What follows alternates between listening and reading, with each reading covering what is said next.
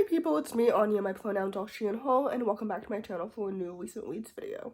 I just wanted to clarify because I feel like sometimes in my videos where I have only 4-star reads, I tend to complain about how bad my reading month is towards the end of the video, and that's just because my recent reads videos tend to be a highlight reel of what I've read recently. So between all of those 4-star reads, for example, in my last video, there were a lot of mediocre 3-star reads that I just don't like talking about.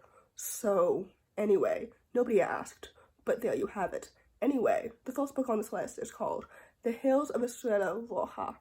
I apologize if that was incorrect, my Spanish is not very good. But anyway, this book is a YA urban paranormal fantasy graphic novel, and it was absolutely so good, and I really enjoyed it. First of all, the illustrations were so pretty and absolutely so fantastic.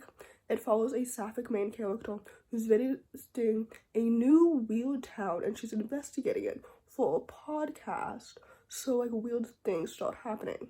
I hope that makes sense. Basically, this book is so good, and it's really underrated, and it deserves so much more hype. Like I said, the illustrations are so pretty, and they make the story so much more vivid than it already was. The plot is so engaging, the mystery was so captivating, the sapphic romance was well-paced and so cute, the characters were so well-developed and so distinct. I loved how normalized the queerness was. This book is absolutely so good, and it deserves so much more hype. So with that said, I rated this book 4 out of 5 stars. I would highly recommend it. The next book on this list is called Bakshi and the Gingerbread Sisters. This book is a middle-grade paranormal urban fantasy that is a retelling of Hansel and Gretel. And honestly, this book disappointed me. I know I just said that I don't enjoy talking about books that disappoint me, but I feel obligated to talk about this book since I was so excited for it, and I talked about it in my September TBR. So anyway, I didn't enjoy this book as much as I really hoped to, just because the story was completely different than I was really expecting. Not like in terms of the plot, but more in terms of the themes of the story. Don't get me wrong, the themes are incredibly important. I just wasn't necessarily prepared for them, and I just like to be prepared for things. You know what I mean? I don't enjoy surprises. I don't know if that makes any sense. The plot was intriguing though, and the characters were well developed and distinct, and the world building was quite interesting, and I liked the way that the mystery developed over time. Again, I don't really know if this makes any sense at all, but basically overall, I rated this book 3 stars, so take that as you will. The next book on this list is called The Otherwoods. This book, if you didn't know, is a middle-grade paranormal urban portal fantasy that follows a young, non-binary main character who ventures into the Otherwoods, a place where nobody goes, to save their crush. I had really high expectations for this book, and it was also on my September TBR, but unfortunately, I did not enjoy this book as much as I was really expecting to. First of all, though, the transgender representation was spot on, and it was so nice, and this author always does a really good job of, gender affirmations and good non-binary representation, so the queerness was excellent. Second of all though, the world building, in my opinion, was more paranormal than I was expecting it to be, and I thought it would be more fantastical, so that was not a good surprise for me. Although it was intriguing and it was engaging, it's just that the world building reminded me more of Grumbones than Furthermore, if that makes any sense. I don't think it does because I often reference books that no one's ever read. But anyway, the point is, the plot was engaging and the mystery was captivating and the characters were well developed and distinct. And at first I thought that the friendship between the main character and their crush was a little bit underdeveloped, but I realize now retrospectively that that was the point, and it's way more about the main character's journey, whether that's their literal journey or their gender journey combined together. Again, I don't really know if that makes any sense at all, but basically overall, I rated this book 3 out of 5 stars, so take that as you will. The next book on this list is called Something Like Home. This story is a middle-grade contemporary following a young Puerto Rican main character who's temporarily living in foster care with her aunt. This story is absolutely so fantastic and so good. I rated it 4 out of 5 stars because I really enjoyed it.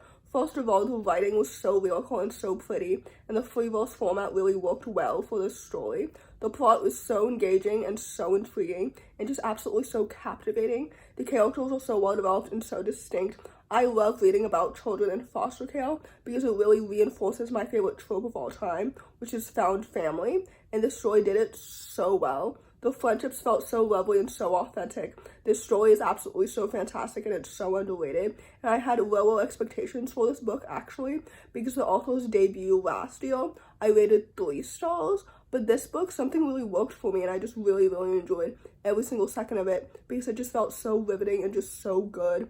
And I just loved, like, the main character's relationship with her aunt and with her parents and with her friends and just everything. This book is just really, really good. So anyway, overall, I rated this book 4 out of 5 stars, and I would highly, highly recommend it. The last book on this list, and certainly not the least, is called The Borrow a Boyfriend Club. This story is a YA contemporary that follows a young transgender main character who joins a new club at his school to prove that he's one of the guys. This story is absolutely so excellent and it's so good. First of all, the transgender representation was spot on and it was excellent and it was just so well done. And this book really amplifies my expectations for the author's next book next year, which I believe is called And They Were Roommates, which absolutely sounds so exciting and so much fun. And anyway, this book was so good, and I really, really enjoyed it. The plot was so engaging and so intriguing. The queer romance was so well paced, and I just really, really enjoyed their chemistry so much. The found family was so well done because the characters are so well developed and so distinct.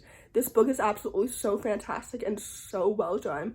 I know the club might sound a little silly and ridiculous, but I think that that's the point of the book, because the point is that you don't have to prove that you are trans enough. You are just trans by being.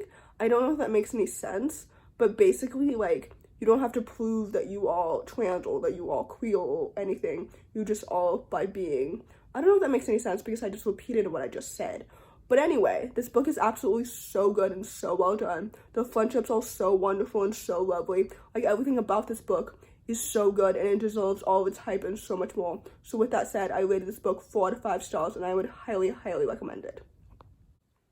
So in conclusion, this video is a more realistic representation of how my September reading month has been going.